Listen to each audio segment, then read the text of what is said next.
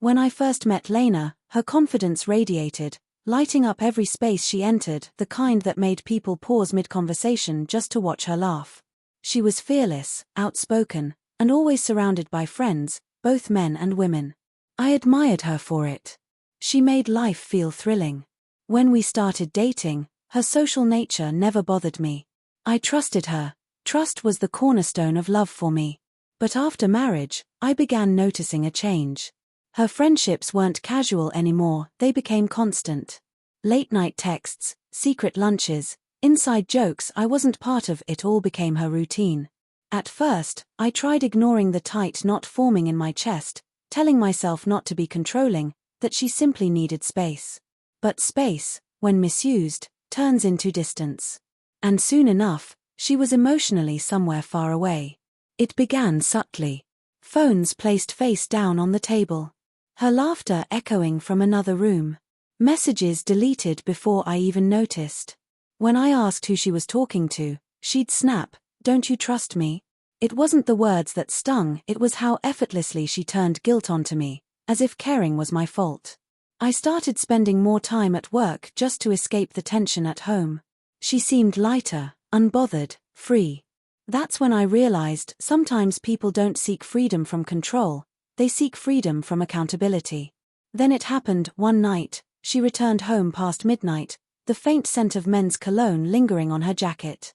I looked at her, and she smiled like everything was normal. "Who were you with?" I asked quietly. She rolled her eyes. "Just friends."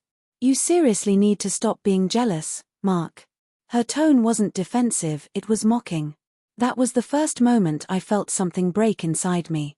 Not anger, not heartbreak, just an empty, quiet calm that whispered this wasn't the woman who once looked at me with love. A few days later, it all erupted. She paced the bedroom, throwing clothes into a suitcase, shouting, "You're suffocating me. Accept my male friends or I'm leaving." Her words were a challenge, not a plea. She wanted me to beg, to show desperation. But I didn't. I leaned against the wall, arms crossed, watching her tantrum with the calm of a man who had already let go. When she searched my face for a reaction, I just smiled. "Perfect. I'll call you a taxi." The sound of my voice shattered her act. Her face went pale, her hands trembled, and the suitcase slipped to the floor with a dull thud. She stared at me, stunned, as if the world had shifted. "You're serious?" she whispered. I nodded. "You've threatened to leave for months. I figured I'd finally help you follow through." For the first time, she was speechless. No snide remarks, no manipulative tears, just a woman realizing the man she assumed would never stop loving her already had. The silence that followed was heavy. She sank onto the bed, voice trembling. "You don't even care anymore." I exhaled quietly. "I did more than you'll ever understand. But love without respect is just slow self-destruction. I trusted you. You tested it." She looked down at her hands, trembling as though she didn't recognize herself. 4 years, she held the power, the teasing, manipulation, guilt-tripping, but in that moment, it all fell away. She felt what true indifference was like, when someone stops fighting, not out of weakness, but because they've reached their limit. That night, she didn't leave. She stayed in the guest room, crying softly. I didn't comfort her. 4 years, I had been the one to fix everything. This time, silence spoke for me. The next morning, she acted normal, making coffee as if nothing had happened. I walked in, grabbed my mug, and said, "You don't need to pretend. You said you were leaving. I won't stop you." She broke down, whispering, "I didn't mean it." I stared at her, calm. "You meant every word. You just didn't expect me to believe you." Weeks passed. She tried to mend things, cooking meals, leaving notes, showing affection. But once respect is gone, every gesture feels hollow. I stayed polite but distant. One evening, she asked if we could start over. I told her, "You can't restart a story after burning the first chapter."